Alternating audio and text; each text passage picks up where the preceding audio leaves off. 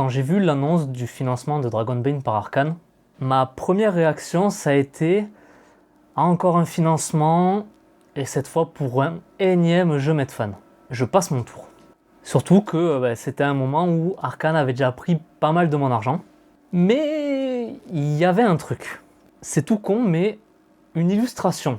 Celle de ce canard assassin tombant sur sa proie l'arme à la main. Et il m'en a fallu pas plus pour que je sois hypé de fou. Et putain, je regrette pas. Générique.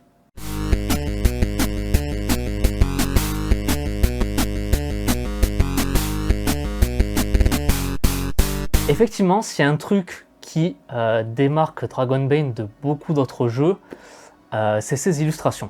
Illustrations de, si je prononce bien, Johan Egerkrans, et qui sont vraiment canon.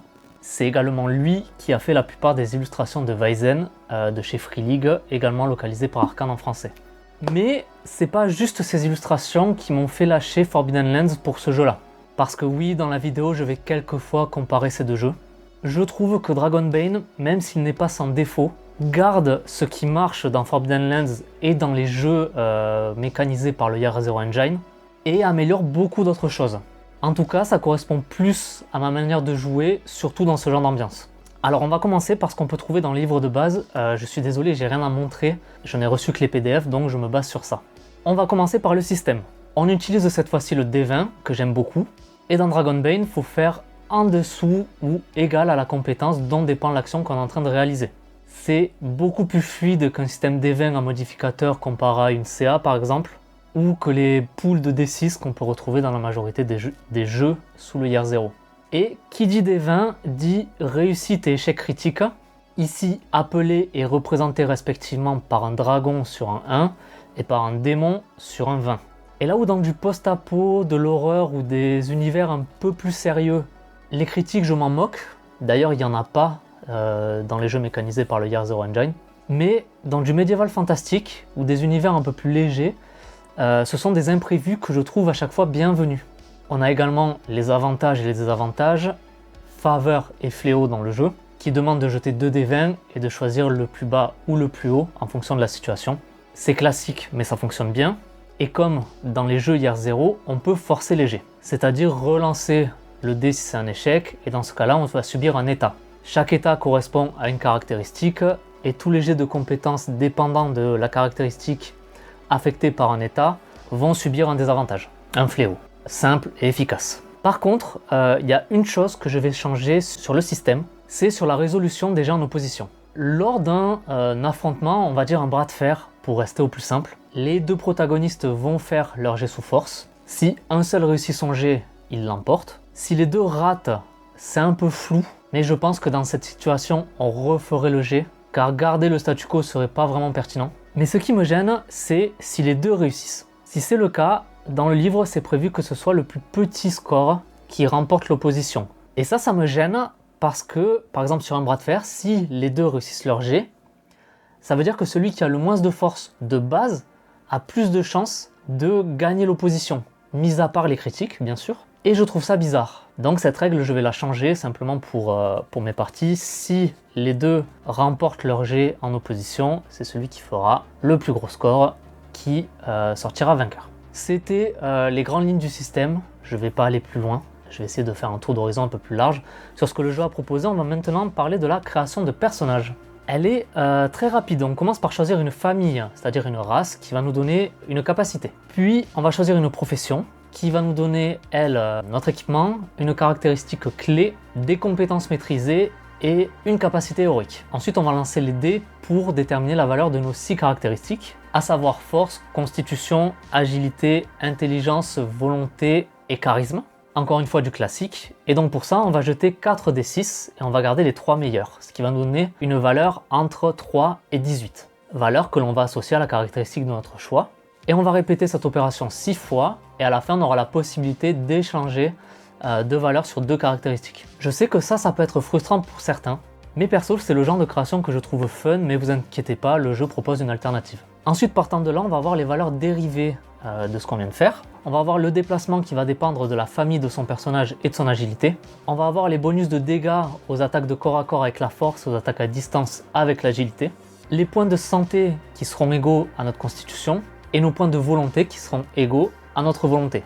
Points qui vont servir à utiliser nos capacités héroïques ainsi que la magie.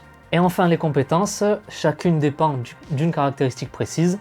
Suivant la valeur de la caractéristique, on va avoir un niveau de compétence de base. Et en fonction de l'âge et de notre profession, on va pouvoir avoir des compétences maîtrisées. Et donc cette valeur de base va être doublée. Et c'est par rapport à cette valeur qu'il va falloir faire un jet égal ou en dessous pour réussir nos actions. Maintenant l'expérience. L'expérience elle est très simplement gérée dans ce jeu. Grosso modo, à la fin de chaque session, on va avoir une liste de questions. Et à chaque fois qu'un joueur va pouvoir répondre oui à une de ces questions, il va pouvoir cocher une compétence. Et à la fin des questions, pour chaque compétence cochée, on va jeter un dé. Et si le dé est strictement supérieur à la compétence pour laquelle on vient de jeter le dé, elle augmente de 1 avec un maximum de 18. Là aussi, il peut y avoir un côté frustrant, mais perso, ça me plaît. On peut aussi, pour augmenter nos compétences, suivre des enseignements, mais ça serait un peu trop rentrer dans les détails. Juste, vous savez qu'il y a ça. On peut aussi acquérir des capacités héroïques qui vont permettre de fignoler son personnage. On en gagne uniquement lorsqu'on fait ce qu'ils appellent un acte grandiose, ou alors lorsqu'on arrive à monter une compétence à 18. Passons maintenant au combat. Malgré le fait que l'initiative soit tirée à chaque round, les combats ont l'air très nerveux. A son tour, on a une action et un déplacement. Et les réactions, à savoir esquive et parade, sauf capacité particulière, comptent parmi ces actions. Donc si pendant ce round, j'ai attaqué, la mandale que je vois arriver, je vais me la prendre en pleine poire sans pouvoir y faire grand chose. Pour les dégâts, si l'attaque touche, on jette les dés dépendant de l'arme, plus l'éventuel bonus de force ou d'agilité, et on réduit simplement la valeur d'armure. Pas de jet d'armure à la Forbidden Lands qui ont tendance à alourdir les passes d'armes. Et là-dedans, il y a une petite subtilité que j'adore, c'est que les armes peuvent se briser. Chaque arme a une valeur de solidité, et si je fais plus de dégâts que la valeur de solidité, et que malgré tout, mes dégâts n'arrivent pas à percer l'armure, ben ça veut dire que j'ai tapé trop fort, sur une surface trop dure, et que du coup mon arme se brise. Il y a aussi un équivalent lorsque l'on part, et vraiment c'est une excellente idée. Si on tombe à 0 point de santé, on doit faire des jets contre la mort, 3 réussites, on remet sur pied, 3 échecs et on trépasse, classique. Et il y a aussi bien sûr des effets particuliers sur les attaques et les défenses, sur les critiques, que ça soit réussite ou échec, mais là je ne vais pas rentrer dans les détails, c'est pas des trucs exceptionnels, vous pouvez vous douter de ce que ça peut être. Petit truc que je trouve extrêmement bienvenu et qui joue sur la nervosité des combats, c'est le fait qu'en plus de tirer les attaques des monstres sur une table aléatoire unique à chacun, comme dans Forbidden Lands, les monstres ne ratent jamais leur cible. Et bon sang, qu'est-ce que ça a l'air rafraîchissant. Fini les gros tanks à 24 de CA qui sont impossibles à toucher. Là, les monstres, ils tapent, et fort. Maintenant, quelques petits mots sur la magie. Je ne vais pas trop rentrer dans les détails des différents types de magie. Il n'y a que 3 écoles, plus une magie universelle. Ce qui peut paraître assez peu lorsqu'on voit certains autres jeux, mais j'ai du mal à m'en rendre compte. Surtout que c'est assez rare les groupes avec plusieurs magos. Mais j'aimerais quand même parler de la mécanique autour de la magie qui mélange plein de trucs. Déjà, on a un système de sorts que l'on peut préparer. On peut connaître autant de sorts que l'on veut, mais on ne peut en préparer que certains afin de pouvoir les lancer rapidement. Le nombre de sorts va dépendre de son intelligence.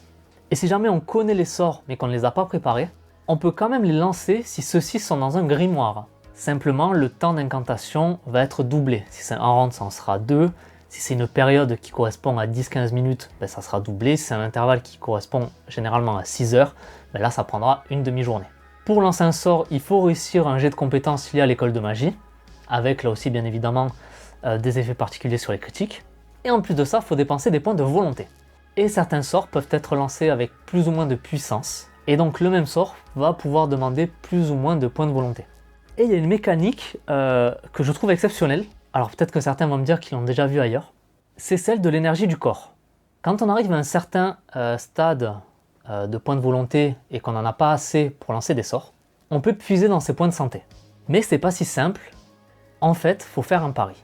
En gros, on va choisir un dé qu'on va lancer, de D4 à D20, et suivant le résultat, on va gagner autant de points de volonté et perdre autant de points de santé. Donc autant ça peut nous sauver de justesse, autant ça peut très vite nous mettre dans la merde si on a mal dosé le truc.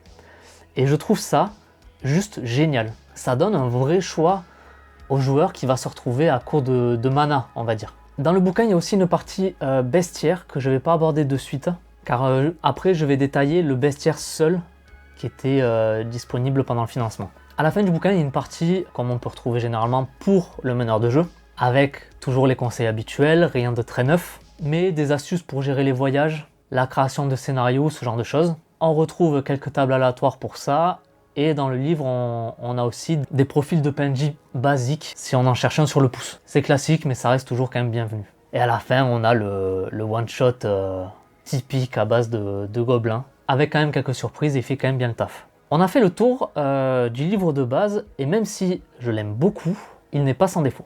Déjà, il y a beaucoup de règles optionnelles dans le bouquin qu'on va retrouver par-ci par-là dans des encadrés verts.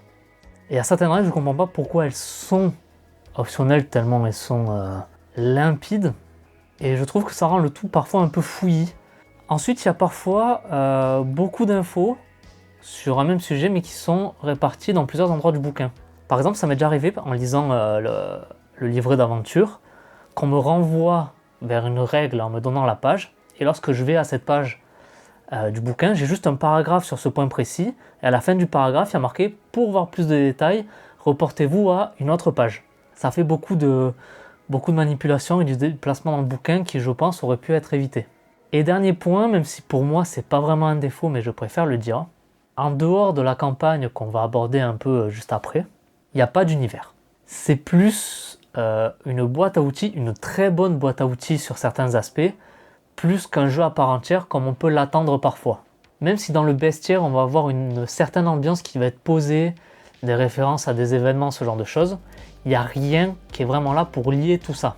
Mais bon, de notre côté, c'est pourquoi, pour moi, c'est pas un point négatif, c'est que des univers Medfan, il y en a plein. Et je pense sincèrement que Dragonbane permet de jouer dans la plupart d'entre eux. Maintenant, on va s'attaquer au livret d'aventure. Ce livret regroupe une dizaine, je crois, d'aventures qui peuvent être jouées indépendamment ou mis ensemble pour former la campagne Le Secret de l'Empereur Dragon.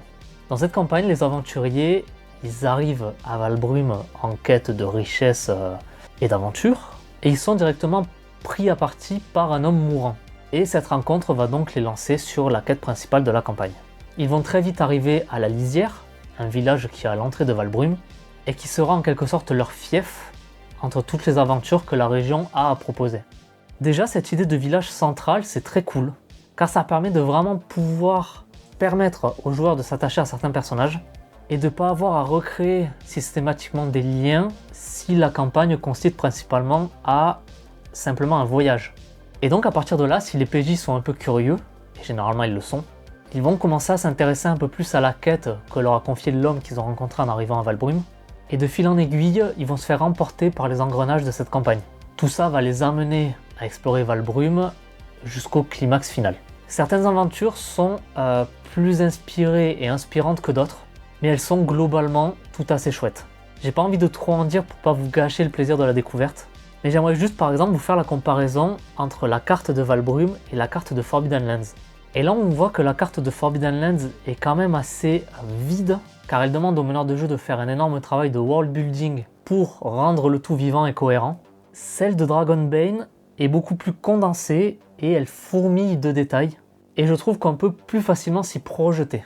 D'ailleurs, parlons-en de cette carte. La carte de Valbrume, donc la région dans laquelle se déroulent les aventures, je la trouve très belle. Elle est très stylisée, et ce qui est cool, c'est que dans le déroulé de la campagne, les personnages vont l'avoir en leur possession très très tôt. Et sur cette carte, il y a plein d'indices sur la campagne. Je trouve ça cool, même si je sais pas à quel moment une carte avec cette gueule-là peut être totalement diégétique. Mais bon, je l'aime bien quand même. Petit mot rapide sur le bestiaire pour finir. En dehors des illustrations qui encore une fois sont ultra cool, illues donc de Johan Egerkrantz et de David Brasgela, je sais pas. Et un truc que j'aime bien, c'est le fait que ce bestiaire est écrit de façon à avoir été fait par un aventurier. Une aventurière même, pour être plus précis, une alpheline du nom de Théodora Éternumante.